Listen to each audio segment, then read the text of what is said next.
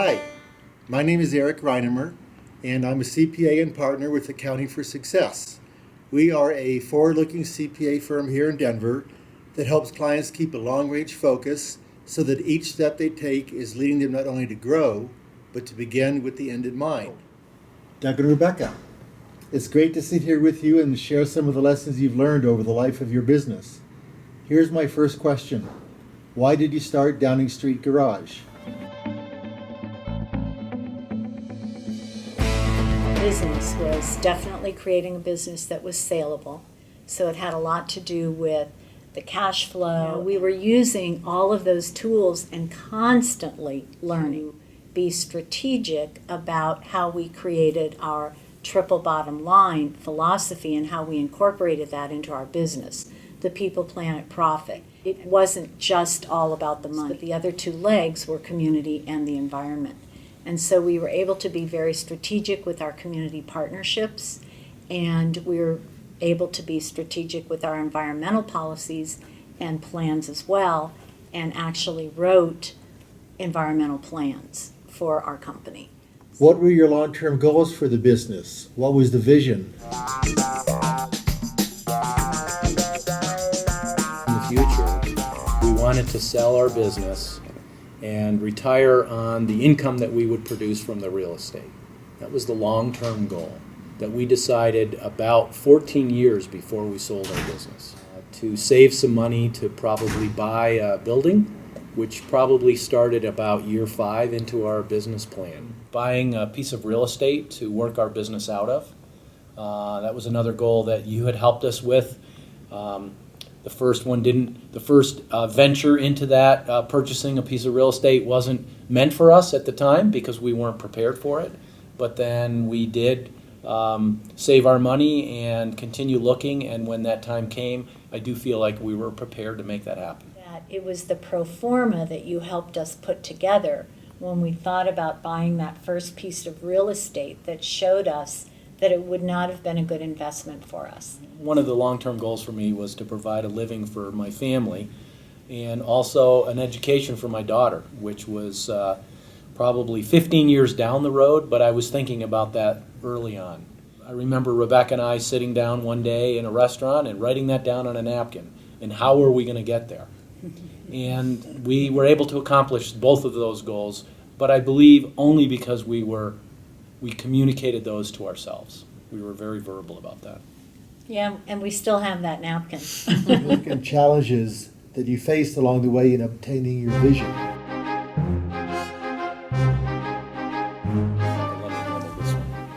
So the two challenges were the technology and the people.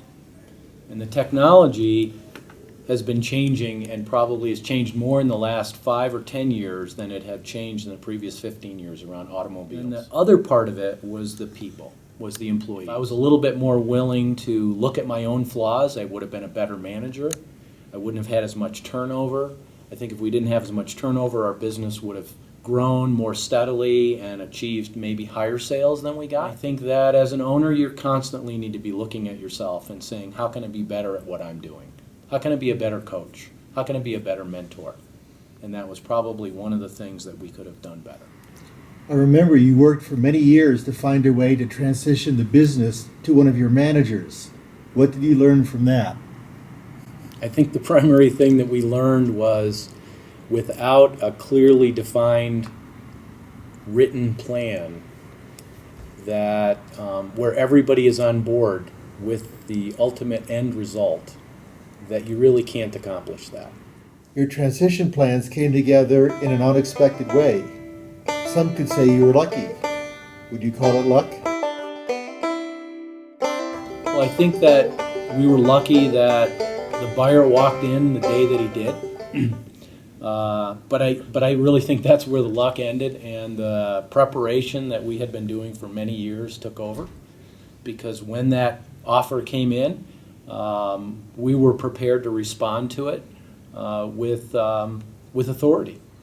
Were there other trusted advisors that you engaged along the way? Well, the consulting company that we used, we really did feel like they were instrumental, certainly in the very beginning, in helping us develop our path. Certainly you and your team. were very helpful. You know, when I look back on the whole process now, a year and a half later, I don't think I would have been able to do what we did without your participation, you and your team. It was very helpful. And then the coaching that you continued to provide through the sale of the business, so that even though you drove it, you used Eric as a Oh, consultant absolutely. to help with all of the Absolutely. transition. Yeah, no, it wasn't luck. I mean, we worked really hard for a lot of years to create a business that when the SBA looked at the application from the potential buyer, they said, yep, this business is good to go. Right. Now that you've sold your business and having learned so much over these last years, looking forward with your lives now and with the legacy you like to create, what are you doing now?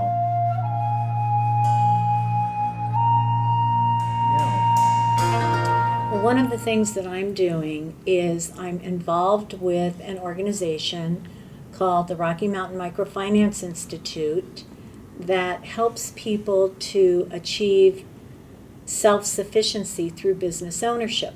It really puts me back in touch with helping people who are passionate about having a business, helping them actually come to fruition with that business. And I'm working with repair shop owners that feel like their business is stuck.